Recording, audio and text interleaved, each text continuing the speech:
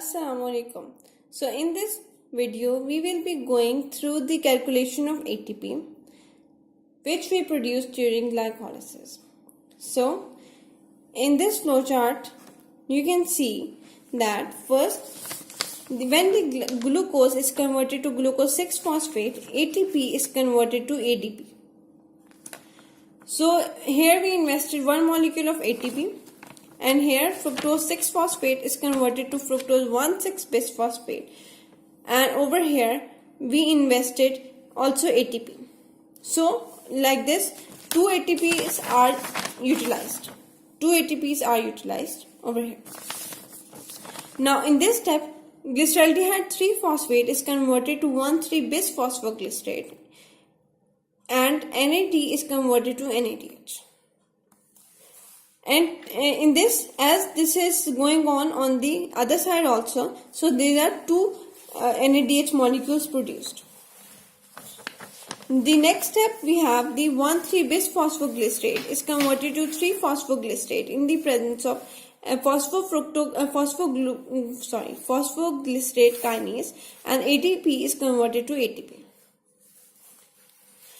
As this reaction is also going on the other side, so we have the two ATPs over here. These two ATP will be used to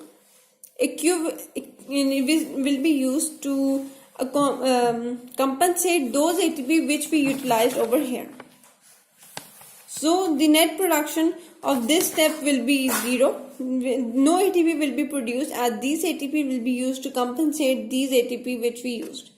Only there are two molecules of NADH till now, and this one molecule of NADH, when it will go to the electron transport chain, it will have 3 ATP each. And in the last step, ADP is converted to ATP by phosphoenol pyruvate when converted to pyruvate. Okay, so like this we saw that two molecules of ATP consumed and two molecules of NADH produced,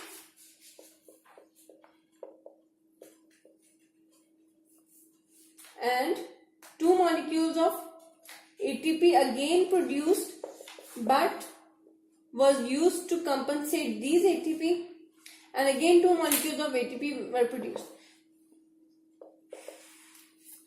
We know that one NADH molecule is equal to 3 ATP. So we got like this 6 ATP. This will be multiplied by 2. 6 ATP over here and 2 ATP in the last step. So we got total of 8 ATP. Now we come to the anaerobic glycolysis. What happens when there is anaerobic glycolysis?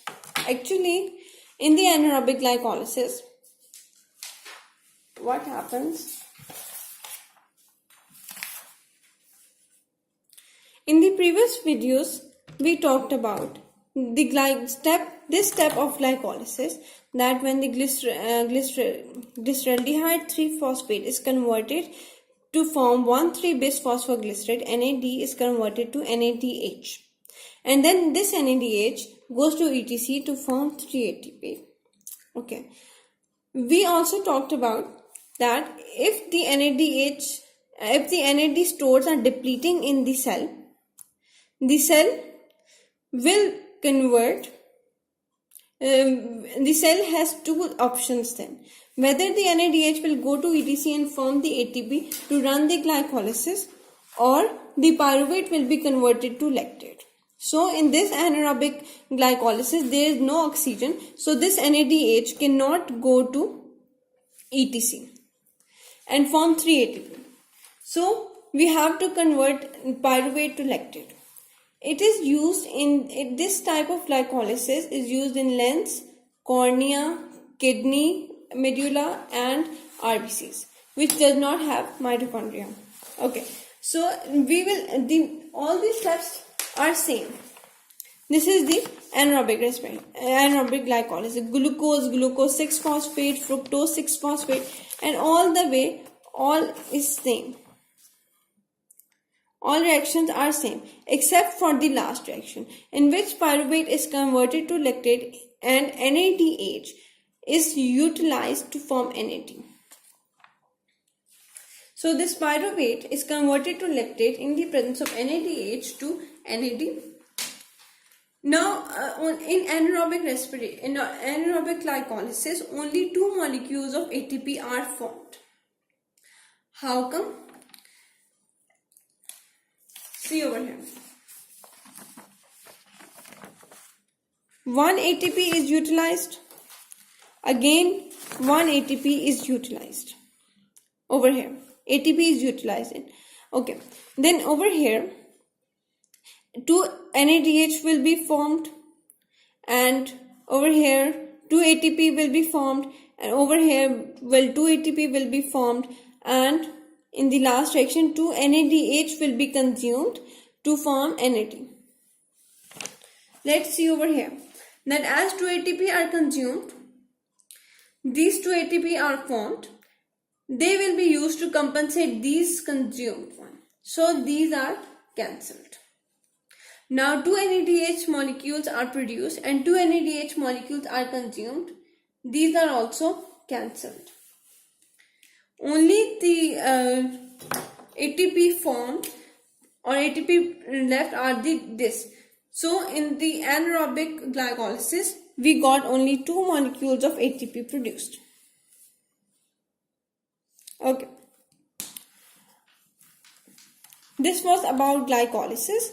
Thank you.